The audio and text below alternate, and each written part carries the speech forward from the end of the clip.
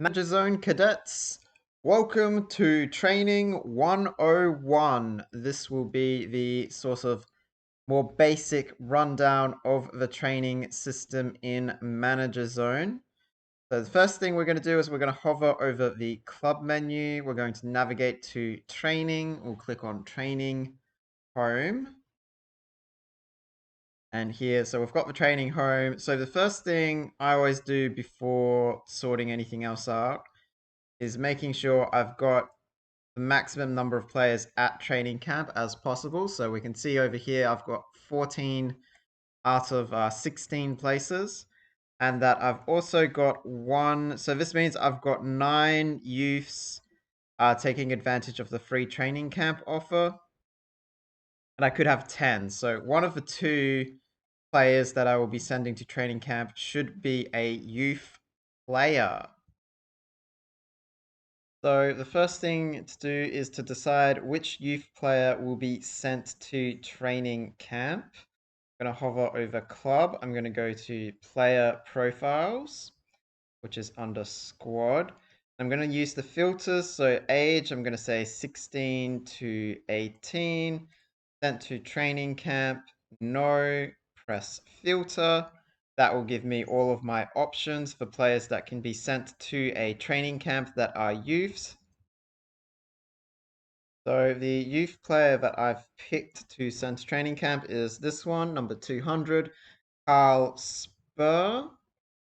And I'm going to send him to this defender camp, which is speed, stamina, and ball control.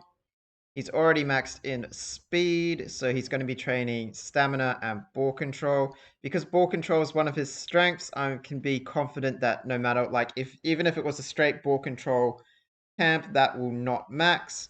The main purpose is to find the stamina maxing. Because if he's maxing at 6 or even 7, he's got 7 speed. So if he's maxing at 6 or 7, I'm going to say he's probably not going to be worth keeping. But if he has at least 8, well, if he gets to 8, then I will probably keep him around potentially for my first team. Such are my standards at the moment. So we're going to click on the drop down menu. We're going to go and pick number 200, Carl Spur.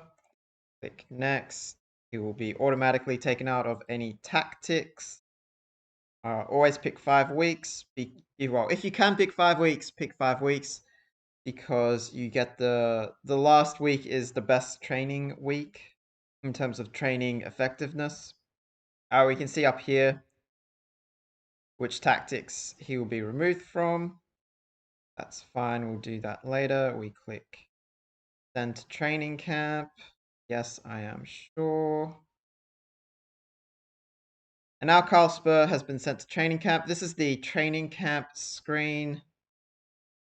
You could find it under training and training camp. And this basically tells you how well each player has been training.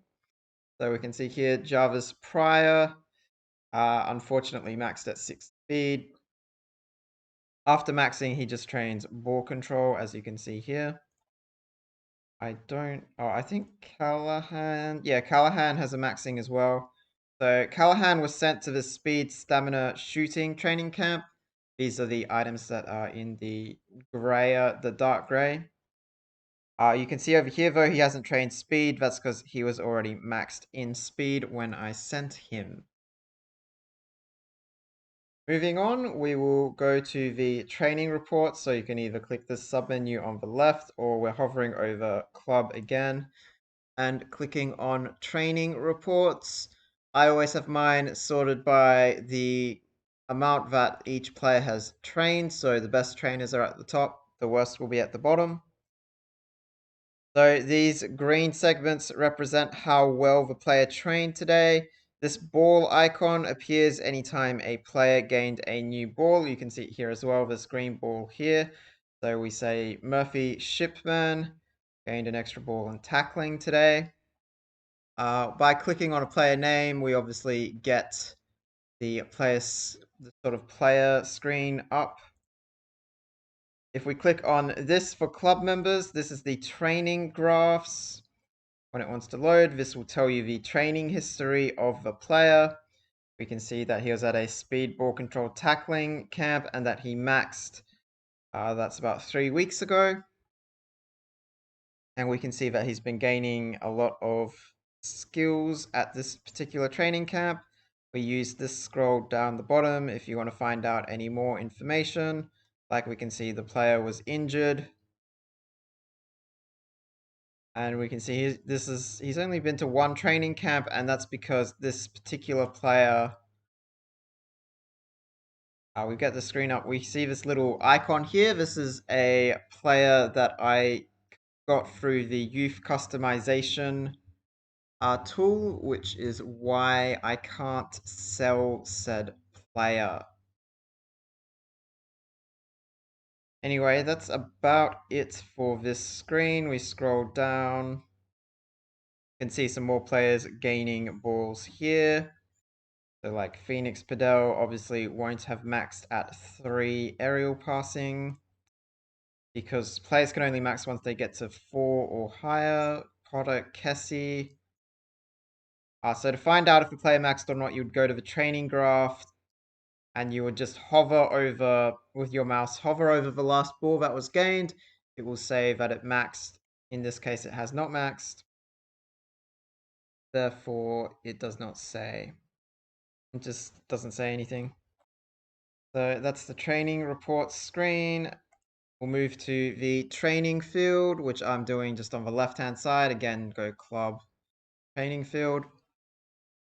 So I haven't actually sent my second player to training camp, so this may change, but I just wanted to show. So Murphy Shipman is one of the players that just returned from a training camp, which is why he's on speed and there's no coach. You see this little red number here.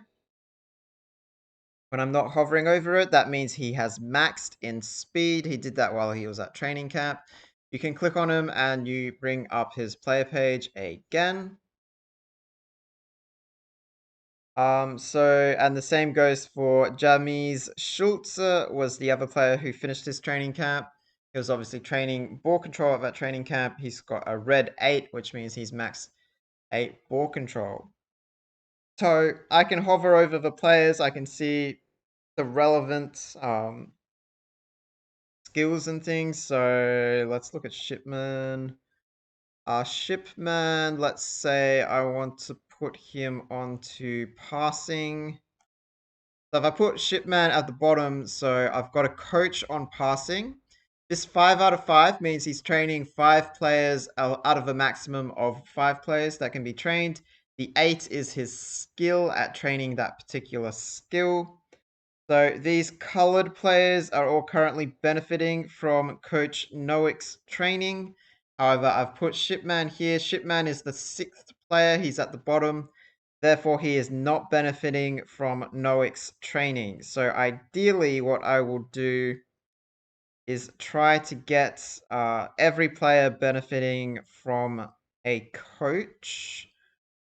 So I will just hover through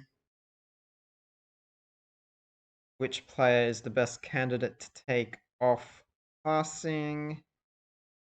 And I'm going to say it's going to be Jackson Wharton, and I'm going to move him over to shooting. So I'm going to click and drag the player, as I just did, over to shooting, and that means he will be training shooting at the next training session. We're going to click save. If you want to toggle between your seniors and your youths, the button is up here in the top left. And then we've got the youth training set up here at the moment. The main difference is youth coaches can train 6 players. Senior coaches can only train 5. I do have a system, but I'm not going to go into that. I think that will make the video a bit long. Finally, you might be asking, where are coaches? I always recommend having coaches. There are a few different coaching, I guess, strategies that you can employ.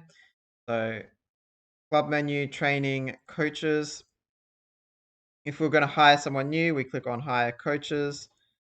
I would always filter, so we click this little drop down button here.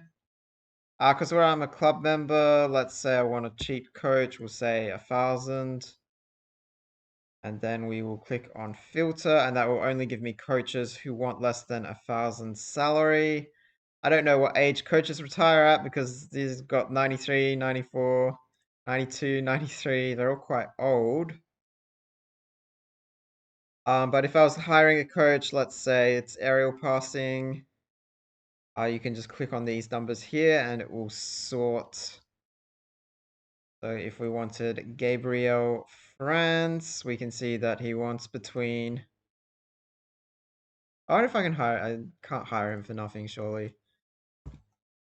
Bit of a joke thing here. Let's say, no, we'll take it relatively seriously. We'll offer him $80 a week for 13 weeks. And offer. Are you? Are you kidding? That's a great. I've never seen that response. Oh, that's great. So normally I start low just to see what they say, and then you can go a little bit higher. So like, oh, look, you know what? Since it's such an insulting offer, I'll offer you 100. I don't think he'll accept that, but I don't really care if I sign this guy or not, so it doesn't matter. Um, so what if we go send final offer?